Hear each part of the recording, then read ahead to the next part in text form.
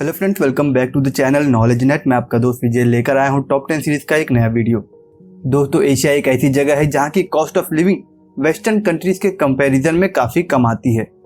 वहीं एशिया के अंदर काफ़ी सारी ऐसी कंट्रीज मौजूद हैं जो काफ़ी पीसफुल भी मानी जाती है और विदेशी नागरिकों के लिए काफ़ी सेफ भी होती हैं। वहीं इन कंट्रीज के अंदर काफ़ी लो क्राइम रेट भी देखने को मिलता है। इसीलिए आज के इस वीडियो में हम जानने वाले हैं एशिया की 10 ऐसी कंट्रीज जहां पर ज्यादातर विदेशी नागरिक जाकर रहना और काम करना पसंद करते हैं। इसके साथ ही मैं आपको बताऊंगा एशिया की 10 ऐसी कंट्रीज जिसके अंदर आप प्रॉपर्टी भी खरीद सकते हैं। तो इसीलिए यह वीडियो काफी नॉलेजेबल होने वाला है। दोस्तों, अगर आप इस चैनल पर पहली बार आ रहे हैं तो प्लीज इस चैनल को विजिट जरूर करें। वहां पर काफी इंटरेस्टिंग वीडियोस भी आपको देखने को मिल जाएगी। और अगर आपको ये वीडियो पसंद आए तो प्लीज इस वीडियो को लाइक और इस वीडियो को शेयर जरूर करिएगा, क्योंकि मुझे इस वीडियो को बनाने में काफ़ी सारी रिसर्च करनी पड़ी है। तो इस तरीके से आप इस वीडियो को लाइक करके मुझे अप्रिशिएट कर सकते हैं। Number 10, Indonesia. Indonesia south east Asia की एक ऐसी कंट्री है जहां की पॉपुलेशन करीब 270 मिलियन की बताई जाती है। वहीं ये कंट्री अपने नेचुरल साइट्स एंड अपने वॉल्केनो के लिए दुनिया भर में जानी जाती है। वहीं इस कंट्री के राइस फील्ड दुनिया भर में मशहूर हैं, क्योंकि इस कंट्री में काफ़ी ज़्यादा राइस की खेती की जाती है। दोस्तों, इंडोनेशिया एक ऐसी जगह है जहाँ की इकोनॉमी काफ़ी अच्छे से ग्रो कर रही है। वहीं इस कंट्री में काफ़ी ज़्यादा विदेशी नागरिक भी रहना पसंद करते हैं। इस कंट्री के अंदर कॉस्ट ऑफ लिविंग पे काफ़ी कम पैसे खर्च करने पड़ते हैं। इसीलिए यह कंट्री एशियन कंट्रीज के बीच में काफ़ी पॉपुलर मानी जाती है। इस कंट्री के अंदर PTPMA नाम से एक प्रोग्राम चलाया जाता है, जिसके अंदर फॉरेनर्स इस कंट्री के अंदर प्रॉपर्टी खरीद सकते हैं और इस कंट्री के अंदर इन्वेस्टमेंट भी कर सकते हैं। अगर आप एक विदेशी नागरिक हैं और आप इस कंट्री के अंदर प्रॉपर्टी खरीदते हैं, उस समय आपको उस प्रॉपर्टी की फ्री होल्ड ओनरशिप नहीं मिलेगी। यानी कि फ्यूचर में अगर गवर्नमेंट चाहे तो आपसे वो प्रॉपर्टी वापस खरीद सकती है और आपको उस प्रॉपर्टी को गवर्नमेंट को बेचना ही पड़ेगा। पर इस दौरान आप उस प्रॉपर्टी के अंदर कंस्ट्रक्शन कर सकते हैं या उस प्रॉपर्टी को किसी और को भी बेच सकते हैं। Number 9, Thailand. दोस्तों, थाईलैंड एक ऐसी कंट्री है जो अपने टूरिज्म इंडस्ट्री के लिए दुनिया भर में जानी जाती है। वहीं यह कंट्री अपने लो कॉस्ट ऑफ लिविंग के लिए भी जानी जाती है। इस कंट्री के अंदर काफ़ी अच्छा हेल्थ केयर सिस्टम भी देखने को मिलता है। इस कंट्री के अंदर विदेशी नागरिक डायरेक्टली कोई भी ज़मीन नहीं खरीद सकते हैं, पर अगर आप चाहें तो वो ज़मीन किसी थाईलैंड में रहने वाले इंसान के नाम पर खरीद सकते हैं। यही एक रीज़न है जिसकी वजह से थाईलैंड में जितनी भी कंपनीज होती हैं उनमें ज़्यादातर कंपनीज में थाईलैंड के नागरिकों को हिस्सेदार बनाया जाता है और ज़्यादातर कंपनीज उन लोगों के ही नाम पर खोली जाती है। और अगर आपको इस तरह से ज़मीन नहीं खरीदनी है तो आप यहाँ पर किराए पर ज़मीन खरीद सकते हैं। विदेशी नागरिक यहाँ पर इजीली लीज पर ज़मीन खरीद सकते हैं। Number 8, Vietnam. यह कंट्री अपने ब्यूटीफुल वेदर एंड अपनी लो कॉस्ट ऑफ लिविंग के लिए जानी जाती है। वहीं इस कंट्री के अंदर काफ़ी फॉरेनर्स ऐसे हैं जो यहाँ पर काम करते हैं और साथ ही इस कंट्री में रहना भी काफ़ी पसंद करते हैं। वहीं इस कंट्री के अंदर इंग्लिश भी बोली जाती है। इसके साथ ये कंट्री वर्किंग प्रोफेशनल्स के बीच में काफ़ी पॉपुलर है। इस कंट्री के अंदर finance, business, engineering and IT sector की काफ़ी जॉब मौजूद है। इस कंट्री के अंदर विदेशी नागरिक डायरेक्ट कोई भी ज़मीन नहीं खरीद सकते हैं। इस कंट्री के अंदर ज़मीन राष्ट्रीय संपत्ति मानी जाती है, जिसकी वजह से यहाँ की गवर्नमेंट यहाँ की ज़मीन को विदेशी नागरिकों को बेचती नहीं है। पर अगर आप इस कंट्री के अंदर एक विदेशी नागरिक हैं तो आप इस कंट्री के अंदर रेसिडेंशियल अपार्टमेंट खरीद सकते हैं, पर आप किसी खाली ज़मीन को यहाँ पर नहीं खरीद सकते हैं। पर अगर आप एक विदेशी नागरिक हैं और आप यहाँ की रेसिडेंशियल अपार्टमेंट खरीदते हैं, तब आपको हर 50 साल बाद उस प्रॉपर्टी के लाइसेंस को रिन्यू कराना होता है।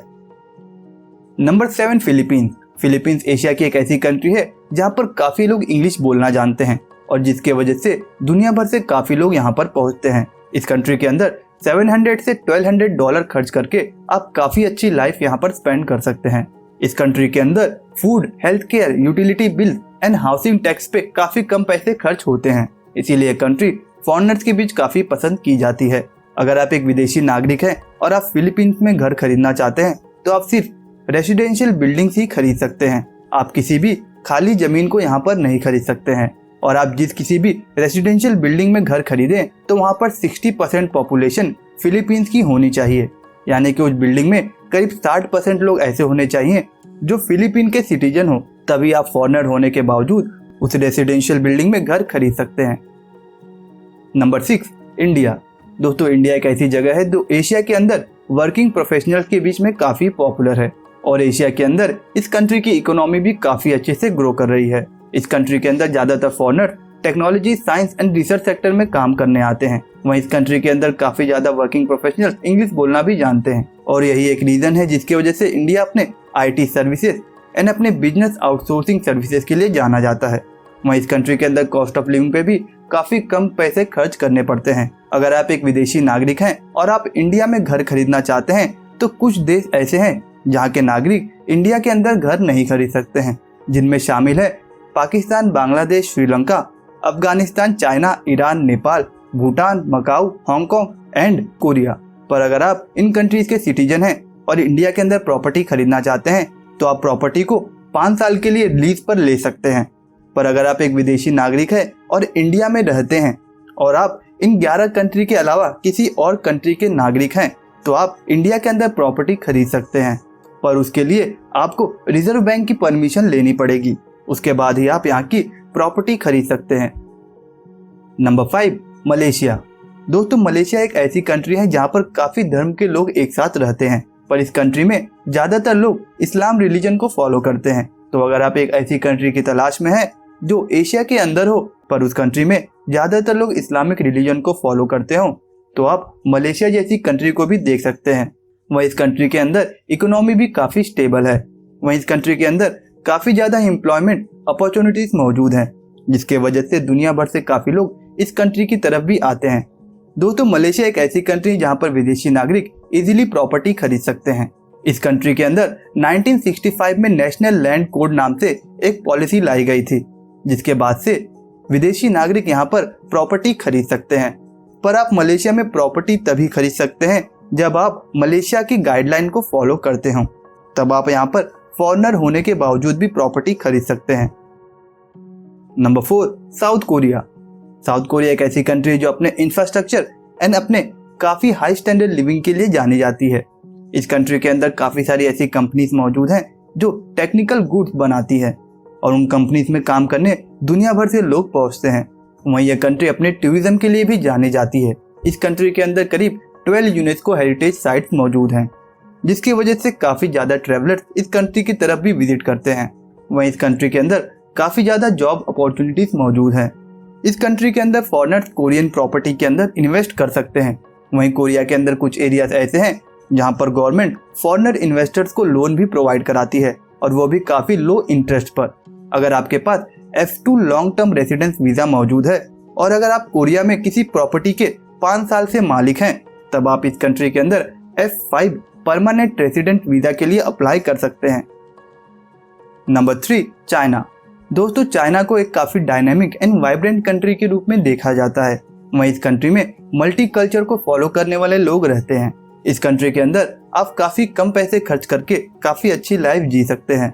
वहीं यह कंट्री अपने मैन्युफैक्चरिंग एंड अपने टूरिज्म इंडस्ट्री के लिए जानी जाती है। दोस्तों चाइना एक ऐसी कंट्री है जहां पर विदेशी नागरिक कुछ कंडीशनों को फॉलो करके घर खरीद सकते हैं। अगर कोई फॉरेनर चाइना के अंदर अपनी पढ़ाई पूरी करता है या चाइना के अंदर 1 साल के लिए काम करता है तो वो चाहे चाइना के अंदर रेसिडेंशियल प्रॉपर्टी खरीद सकता है, पर इसके साथ ही उस विदेशी नागरिक के पास एक लॉन्ग टर्म वीज़ा मौजूद होना चाहिए। पर चाइना के अंदर कुछ सिटीज़ ऐसी हैं जहाँ के रूल्स थोड़े डिफरेंट हैं।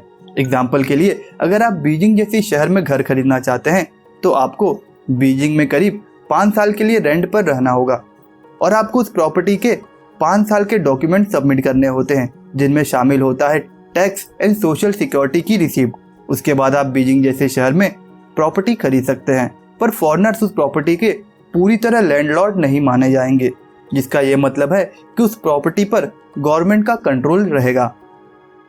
Number 2, Japan. जापान एक ऐसी कंट्री है जो अपने higher education level, high tech industries and अपने बिजनेस अपॉर्चुनिटीज़ के लिए जानी जाती है। इस कंट्री के अंदर ज़्यादातर लोग इंग्लिश बोलना भी जानते हैं। इसके साथ ही इस कंट्री के अंदर काफ़ी ज़्यादा एम्प्लॉयमेंट रेट मौजूद है, जिसका ये मतलब है कि इस कंट्री में ज़्यादातर लोगों के पास काफ़ी अच्छी जॉब्स मौजूद हैं। वहीं इस कंट्री के अंदर काफ़ी लो क्राइम रेट मौजूद है। दोस्तों जापान के अंदर अगर किसी फॉरेनर को प्रॉपर्टी खरीदनी है तो उसका डिसीजन जापान गवर्नमेंट का होता है। जापान गवर्नमेंट उस विदेशी नागरिक की नेशनैलिटी एंड वीज़ा स्टेटस के अकॉर्डिंग डिसीजन लेती है। यानी कि आप किस कंट्री को बिलोंग करते हैं उसका काफ़ी इफेक्ट आपको इस कंट्री में घर खरीदने पर पड़ने वाला है। वहीं फॉरेनर्स को यहाँ पर प्रॉपर्टी में कोई भी एडिशनल टैक्स नहीं देना होता है, और अगर आपका एप्लीकेशन एक्सेप्ट हो जाता है तो आप चाहे तो यहाँ पर रेसिडेंशियल बिल्डिंग के साथ साथ जमीन भी खरीद सकते हैं। दोस्तों इस लिस्ट की आखिरी कंट्री है सिंगापुर। दोस्तों सिंगापुर एशिया की एक ऐसी कंट्री है जहाँ पर आपको काफ़ी ज़्यादा साफ सफाई देखने को मिलती है। वहीं यह कंट्री अपने clean air, public transport system and अपने सेफ्टी के लिए जानी जाती है। वहीं इस कंट्री के अंदर काफ़ी अच्छा एजुकेशन सिस्टम मौजूद है। इसके साथ ही सिंगापुर के अंदर काफ़ी ज़्यादा बिजनेस अपॉर्चुनिटीज मौजूद हैं, जिसकी वजह से एशिया से काफ़ी लोग इस कंट्री की तरफ जाते हैं। पर इस कंट्री के अंदर कॉस्ट ऑफ लिविंग पे आपको थोड़े ज़्यादा पैसे खर्च करने पड़ते हैं। अगर फॉरेनर्स चाहे तो इस कंट्री के अंदर भी प्रॉपर्टी खरीद सकते हैं, पर विदेशी नागरिकों के लिए कुछ रिस्ट्रिक्शन यहाँ पर लगाए गए हैं। इस कंट्री के अंदर सिर्फ सिंगापुर के सिटीजन जो सिंगापुर के परमानेंट रेसिडेंट हैं वो लोग यहाँ के HVD यानी कि हाउसिंग डेवलपमेंट बोर्ड द्वारा बनाए गए हाउसिंग प्रॉपर्टी को खरीद सकते हैं। उन प्रॉपर्टीज के अंदर काफ़ी ज़्यादा सब्सिडी दी जाती है, और जो भी प्रॉपर्टी इस कंट्री में HVD के अंडर आती हैं उन्हें फॉरेनर सिटीजन यानी कि विदेशी नागरिक नहीं खरीद सकते हैं। पर यहाँ पर विदेशी नागरिक चाहें तो प्राइवेट अपार्टमेंट खरीद सकते हैं, और वो भी बिना किसी लिमिट के, जिसका ये मतलब है कि फॉरेनर चाहे तो यहाँ पर कितनी भी ज़्यादा क्वांटिटी में अपार्टमेंट्स खरीद सकते हैं। पर इस कंट्री के अंदर हाउसिंग एंड डेवलपमेंट बोर्ड जिस प्रॉपर्टी को बनाता है उस प्रॉपर्टी को फॉरेनर्स नहीं खरीद सकते हैं। उन प्रॉपर्टीज़ को सिर्फ यहाँ के सिटीजन ही खरीद सकते हैं, और वो भी 99 ईयर की लीज एग्रीमेंट पर। दोस्तों अब आप हमें बताइए कि आपको ये वीडियो कैसा लगा है। दोस्तों अगर आप इस चैनल पे पहली बार आ रहे हैं तो प्लीज़ इस चैनल को विजिट जरूर करें। वहाँ पर आपको काफ़ी इंटरेस्टिंग एंड नॉलेजेबल वीडियो देखने को मिल जाएगी, तो उन्हें भी जरूर चेक करिएगा। दोस्तों इस चैनल के वीडियोस को आप अपने फैमिली और अपने फ्रेंड्स के साथ पूरी तरह एंजॉय कर सकते हैं और सीख सकते हैं हर दिन कुछ नया हमारी वीडियोस से। दोस्तों अगर आपने इस चैनल को अभी तक सब्सक्राइब नहीं किया है तो प्लीज़ इस चैनल को सब्सक्राइब करें और बेल आइकन को प्रेस जरूर करें, ताकि मैं जब भी न्यू वीडियोस को अपलोड करूं तो उसकी नोटिफिकेशन आप तक सबसे पहले पहुंच जाए। दोस्तों मैं जल्दी मिलूंगा आपसे एक नए वीडियो के साथ, तब तक के लिए अपना ख्याल रखिएगा।